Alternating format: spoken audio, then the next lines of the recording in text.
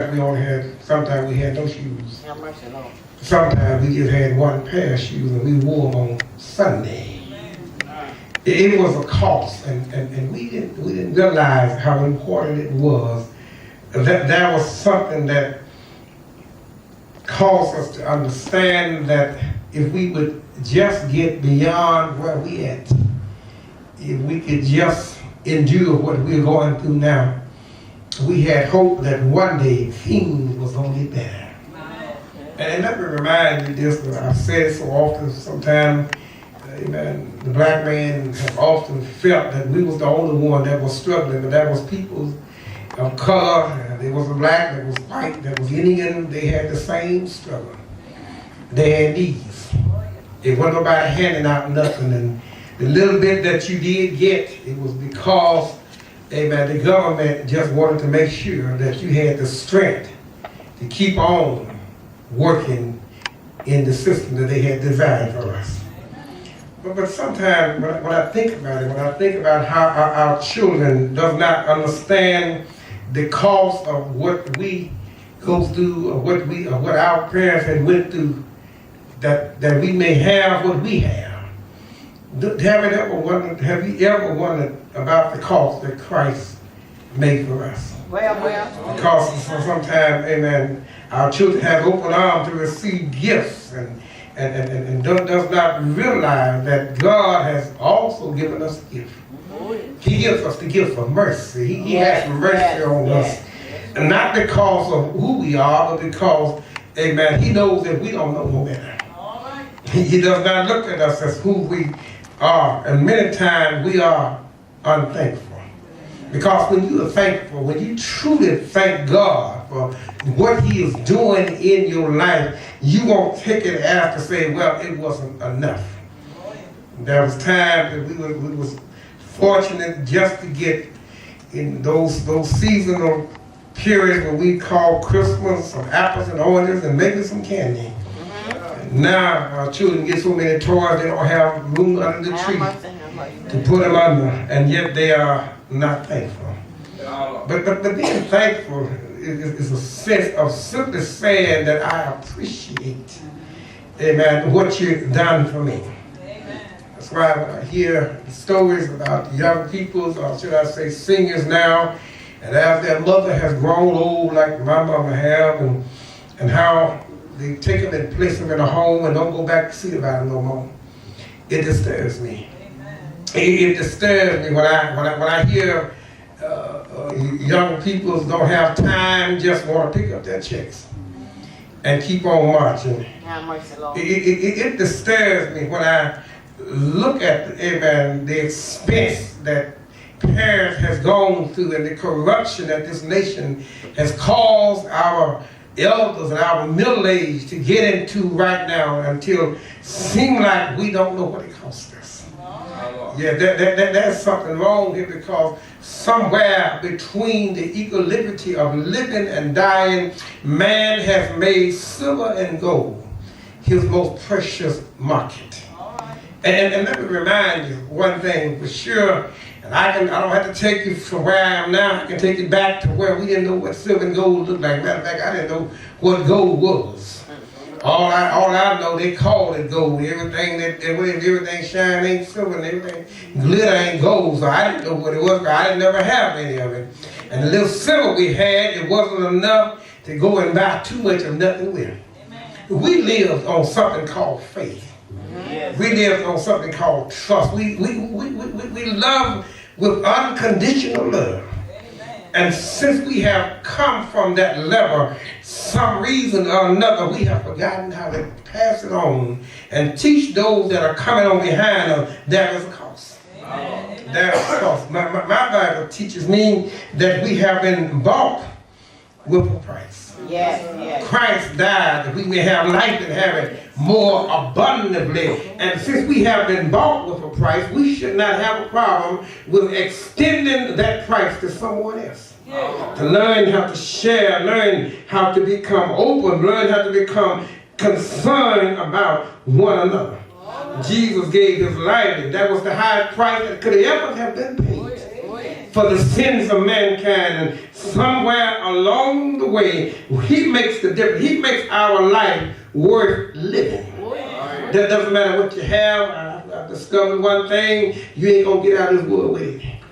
No, you got to leave it behind some reason or some way in life. Whatever God has entrusted you with, he's only entrusting you with it that you may be a blessing to somebody else. Yeah. Why do you think young people wait until you get just about at retirement age? They start asking you, where do you keep your papers at? Anybody here? Where's the insurance paper? What's funeral home? Where do you want to be buried at? I heard my mama told me about 10 years ago, I said, Mama, where do you want to be buried? She said, I don't want to go anywhere. Come on now. I said, Mama, do you want to be cremated? She said, I don't want to be born. I said, Mama, what you want to do? She said, I want to keep on living. Come on. I got news for you. No matter how you look at it, nobody wants to leave here. And since we don't want to leave here, we ought to have enough sense to know that it's a cost to stay here. And when we have paid the ultimate price, when we have gotten to the level where we can tell the world that God has done great things in our life. Yeah. Because when we describe what Jesus has done, you got to remind yourself that he is the one that has paid the ultimate cost, and he became the lamb that was slain for the sins of mankind. Yeah. Yet we are rooted in the Old Testament. John the Baptist, when he came announcing Jesus, he did not come with the attitude of saying, I'm going to be the Messiah. He said, there's one that come after me, whom shoelace that I'm not worthy to unloose. Hear ye him. John arose with the attitude, with the understanding that Jesus is the way, the truth, and the life. Oh, yeah. And you're going to meet the cross. And you're going to find out what it costs to be here. You need to figure out what it costs to get you here. Yeah. You didn't get here by yourself. You didn't do all this for yourself. God done great things for you. And I come to tell you, he's still doing great things. Even when Paul referred to Jesus as the Passover, Paul let us know that without him, we can't do nothing.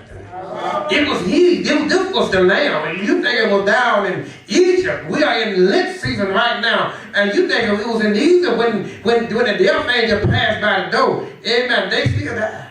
Yeah. They died, and they died in hope. But now, my Lord came and went to a cross called Calvary. Yeah. And since he came and since he went to the cross called Calvary, he takes on the burdens of all of our sin. Yeah. He paid the ultimate price. We have no doubt within our mind that there is nothing too hard for God. Yeah. What a cost it was. What a cost for the people that were down in Egypt. Many left Egypt over the age of 20 died in the wilderness. Because they were not able to figure out, they were not able to understand what it costs. Yeah. So my brothers and sisters today, when we look around and when we think about what did it cost us to become children of a deprived and a depraved nation. Yeah. What did it cost us? It cost us the attitude to learn how to love folks unconditionally. Yeah. My brothers and my sisters, when I think about it, when I look at it, back in the day when we didn't have anything, we knew how to love folks unconditionally. Yeah. We didn't go around flaunting what we have now. I have some friends of mine, supposed to be friends of mine, went out and bought a brand new Lexus. Then his buddy went out and bought a brand new Lexus. I said, man, let me look at the car. Oh, you can't look at my car. I had to wonder, do you think it's going to last that long? I mean, it's just a car. Yeah. I mean, if I want to see it that bad, I go buy a Lexus and say, can I take one for a drive? I ain't going to keep it, I'm just going to look at it. But people have forgotten, amen, pride and selfishness has caused us to not stop and look at what God has done for us. Yeah. So my brothers and my sisters, when I think about it, the revelation of this thing where Jesus brings us to today, we must learn to add up the cost. We must learn what it costs for us to be called a free people. We must learn what it means to be equal one with another. Yes, we take the opportunity to experience what God has given us to people that have given their lives. And as we look over Black history, we can see many started out as Martin Luther King did, saying, I have a dream, and many of us have lived the dream and never did know the nightmare he went through. Yeah. Many of us have not even seen the trials of those that suffered, that have been beaten, that have been dogs, have been seeked on just because they wanted equal rights. Yes. So my brothers and sisters, as we enjoy this liberty to be called equal one with another, as equality stands in our lifestyle, let us not become swollen in pride. Let us not lose our thought to tell mankind that we are better than anybody. We must keep and learn how to have that same humility that my mother and my father had when they didn't have nothing. We tell our children that they say yes sir and no ma'am, and they look at you like they're crazy. But I come and tell you today that somebody needs to lay record within their mind that it was yes sir and no ma'am is what kept mama and daddy alive. All right. It was because they knew how to hold their tongue.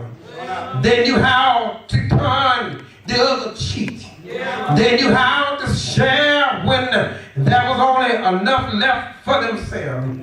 They knew how to reach out and become concerned about one another.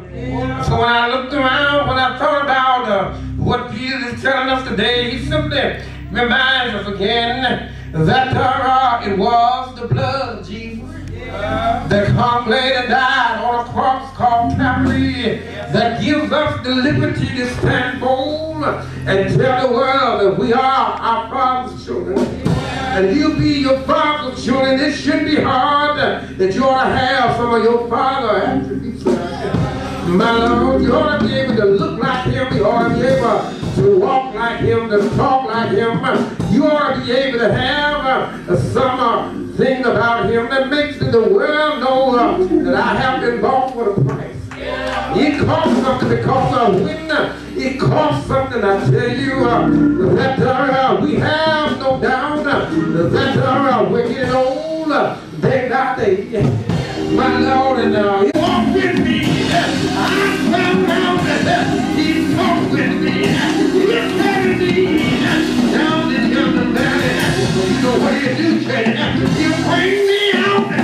Oh, He give me joy. Oh, my Lord, do you understand? Unto my God, there is joy. Into my God, there is glory. In my Father's house of many mansions. One of the old days, my feet will crack out. I'm going to see my King. Is there anybody here going to see Him? When I get there, all of my triumph, all of my disappointment, all of my heartache. Yeah. Oh yeah, they will be over. They're not here. The heavens are cool, and there is food. I'm going to see a King. No dying there, no heartache there.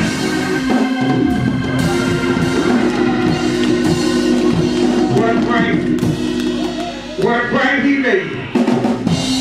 What price He paid us there?